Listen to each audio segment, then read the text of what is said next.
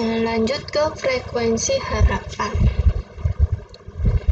Frekuensi harapan ini terkait dengan peluang teoritik. Yang namanya harapan berarti kan secara teori, prediksi belum terjadi ya. Kalau empirik tadi kan sudah terjadi, kita hitung. Tapi kalau teoritik itu berarti belum terjadi, itu cuma harapan kita, hitung-hitungannya kita gitu, ramalan kita. Kayak misalkan hari ini mendung, nanti sore akan turun hujan. Nah, itu kan cuma ramalan, cuma omongnya kita, tapi belum tentu nanti itu pasti akan turun hujan. Bisa jadi nanti nggak hujan kayak gitu, tapi bisa jadi juga nanti ternyata beneran turun hujan. Nah, itu yang namanya secara teori ya. Secara teori kalau mendung itu biasanya nanti akan turun hujan. Nah, itu berarti kita sudah menerapkan konsep peluang secara teoritik. Nah, di sini terkait dengan frekuensi harapan. Nah, frekuensi harapan itu apa? Besar harapan kejadian A. Rumusnya ini. FA sama dengan peluang teoritik tadi yang kita dapat dikalikan percobaannya, banyak percobaannya. N itu banyak percobaan. Contohnya, di sini ada dadu. Dadunya itu ternyata mau kita lempar banyak 24 kali. Nah, ternyata kita mau disuruh nyari A itu kejadian, jadinya kejadian. Jadi di sini tergantung mau kamu kasih nama apa, monggo ya. A di sini adalah kejadian muncul mata dadu prima ganjil. Nah, mata dadu prima ganjil. Jadi waktu kita lempar munculnya ini mata dadu prima ganjil. Tanyakan adalah frekuensi harapannya. Ya, prima ganjil.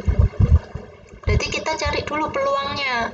Peluang A atau peluang prima ganjil. Kita cek ternyata anggota mata dadu pelemparan sebuah dadu itu ada 6 ya, 1, 2, 3, 4, 5, 6 kemungkinannya. Total semua kemungkinannya yang bisa, angka-angka yang bisa keluar itu 1 sampai 6. Kemudian A itu adalah prima ganjil. Nah, prima ganjil itu apa aja? Prima ganjil ya ini 3 dan 5. Kalau prima genap apa? Prima genap adalah 2. Kalau 1 apakah prima? Bukan ya. Karena apa? Angka 1 itu hanya bisa dibagi 1, cuma punya 1 faktor. Tapi kalau angka 2, angka 3, angka 5 itu punya 2 faktor. 2 bisa dibagi 1, 2 bisa dibagi 2.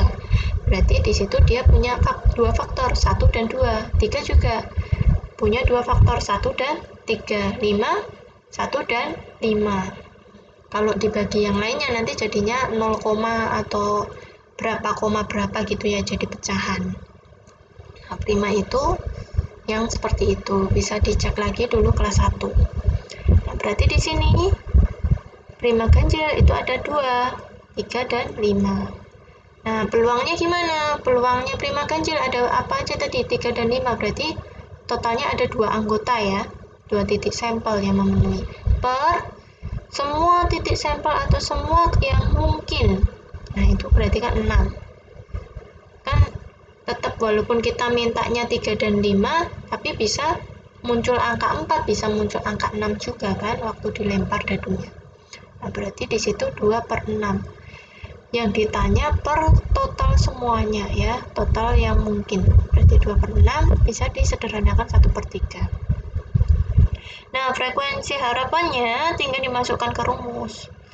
PA tadi sepertiga peluangnya ya, peluangnya sepertiga. N-nya ternyata tadi suruh ngelempar 24, berarti sepertiga kali 24, 8.